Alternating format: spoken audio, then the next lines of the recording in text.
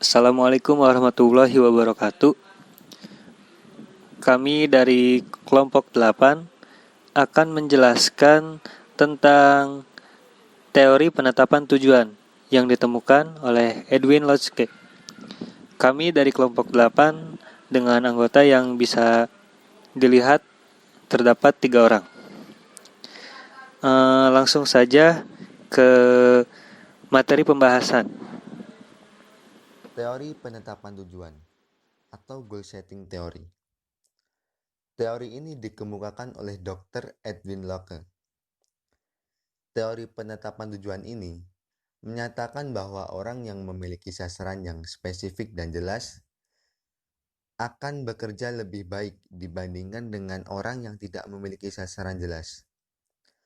Teori penetapan tujuan ini berasumsi bahwa ada hubungan secara langsung antara sasaran yang spesifik dan terukur dengan kinerja. Jika manajer mengetahui apa sasaran mereka, pasti manajer akan memotivasi mereka untuk melakukan suatu usaha yang lebih maksimal. Dan akhirnya akan meningkatkan kinerja dirinya dan juga timnya. Kemudian, teori penetapan tujuan ini atau goal setting theory yang awalnya dikemukakan oleh Dr. Edwin Locke pada tahun 1960 lewat publikasi artikelnya Toward a Theory of Task Motivation and Incentive pada tahun 1968. Locke menunjukkan adanya suatu keterkaitan antara tujuan dan kinerja seseorang terhadap tugas. Edwin Locke mengemukakan bahwa dalam penetapan tujuan memiliki 4 macam mekanisme motivasional, yaitu 1. Tujuan-tujuan mengarahkan perhatian. Tujuan-tujuan yang secara pribadi bersifat penuh arti cenderung memusatkan perhatian pada apa yang dianggap relevan serta penting. Andai kata seseorang menghadapi tugas berupa proyek tertentu yang harus diselesaikan dalam beberapa hari, maka pemikiran orang tersebut cenderung berkisar sekitar upaya menyelesaikan proyek tersebut. 2. Tujuan-tujuan mengatur upaya. Tujuan-tujuan bukan hanya membuat seseorang bersikap perseptif, tetapi mereka juga memotivasi seseorang untuk bertindak. Pada umumnya, dapat dikatakan bahwa tingkat upaya yang akan dilaksanakan bersifat proporsional dengan kesulitan tujuan yang bersangkutan. 3. Tujuan-tujuan meningkatkan persistensi. Dalam konteks penetapan tujuan, persistensi mewakili upaya yang dilaksanakan untuk mengerjakan sesuatu tugas dalam jangka waktu tertentu. Orang-orang yang persisten cenderung melihat kendala-kendala sebagai hal-hal yang menantang mereka. Sebuah tujuan dianggap penting bagi seseorang untuk mengingatkannya untuk terus berupaya menuju arah yang tepat. 4. Tujuan-tujuan menunjang strategi dan rencana kegiatan. Tujuan akan membuat merangsang seseorang mengembangkan strategi-strategi dan rencana-rencana kegiatan-kegiatan yang memungkinkan mereka mencapai tujuan-tujuan tersebut. Langkah-langkah pokok dalam penetapan tujuan. Yang pertama, mempersiapkan. Yang dimaksud dengan mempersiapkan yaitu kita dituntut untuk mendiagnosis atau mengkaji dan meneliti apakah orang-orang, organisasi, dan teknologi tersebut cocok dan selaras agar bisa melakukan penetapan tujuan sebagaimana mestinya. Kemudian langkah yang kedua yaitu peningkatan interaksi. Maksudnya yaitu kita dituntut untuk bisa mempersiapkan karyawan melalui peningkatan interaksi, baik itu secara pribadi, antar kelompok, maupun komunikasi.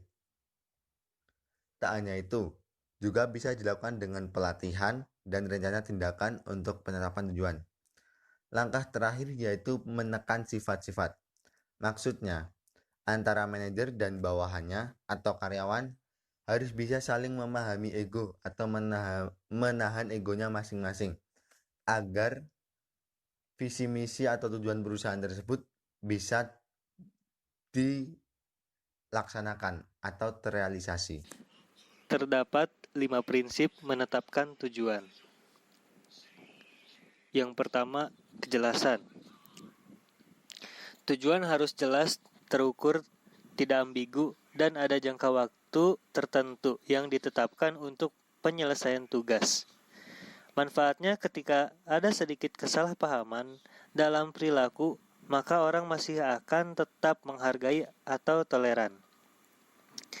Yang kedua, tantangan. Salah satu karakteristik yang paling penting dari tujuan adalah tingkat tantangan. Orang sering termotivasi oleh prestasi dan mereka akan menilai tujuan berdasarkan pentingnya sebuah pencapaian yang telah diantisipasi. Ketika orang tahu bahwa apa yang mereka lakukan akan diterima dengan baik, akan ada motivasi alami yang melakukan pekerjaan dengan baik. Yang ketiga, komitmen. Tujuan harus dipahami agar efektif. Karyawan lebih cenderung memiliki tujuan jika mereka merasa mereka adalah bagian dari penciptaan tujuan tersebut. Gagasan manajemen partisipatif terletak pada ide melibatkan karyawan dalam menetapkan tujuan dan membuat keputusan. Mendorong karyawan untuk mengembangkan tujuan-tujuan mereka sendiri, dan mereka menjadi berinisiatif memperoleh informasi tentang apa yang terjadi di tempat lain dalam organisasi. Yang keempat, umpan balik, feedback. Umpan balik memberikan kesempatan untuk mengklarifikasi harapan, menyesuaikan kesulitan sasaran, dan mendapatkan pengakuan. Sangat penting untuk memberikan kesempatan benchmark atau target, sehingga individu dapat menentukan sendiri bagaimana mereka melakukan tugas. Yang kelima, kompleksitas tugas. Faktor terakhir dalam teori penetapan tujuan memperkenalkan 2 persyaratan lebih untuk sukses. Untuk tujuan atau tugas yang sangat kompleks, manajer perlu berhati-hati untuk memastikan bahwa pekerjaan tidak menjadi terlalu berlebihan. Teori ini ditemukan dan digunakan pada manajemen berdasarkan sasaran. Menggunakan teori penetapan tujuan ini berdasarkan tujuan-tujuan perusahaan secara berurutan, disusun tujuan-tujuan divisi, bagian sampai satuan yang terkecil untuk diakhiri penetapan sasaran kerja untuk setiap karyawan dalam kurun waktu tertentu. Teori motivasi harapan. Individu menetapkan sasaran pribadi yang ingin dicapai. Sasaran-sasaran pribadi memiliki nilai kepentingan pribadi atau valence yang berbeda-beda.